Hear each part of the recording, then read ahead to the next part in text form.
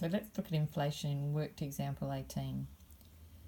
Estimate the purchase price of a television purchased 4 years ago if it can be purchased today for $1,200 and inflation averaged 6% per annum over the period.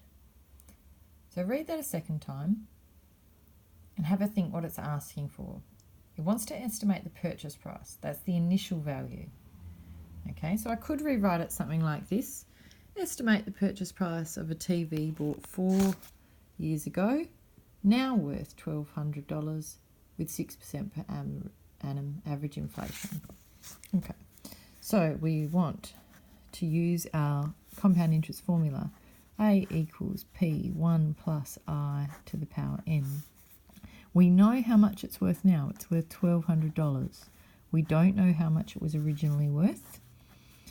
Our interest rate is 6% per annum, and inflation is only credited once per year, so that's fine. And our n is how many years it was there for, so to the power of 4. So I've got 1,200 is equal to P, and you could put that all in your calculator if you wanted to and find that out, or you could just divide both sides by it. So depending how you prefer to operate. Okay, so either way you're going to divide it by that amount. So I've got 1,200 divided by 1 plus 0.6 to the power of 4.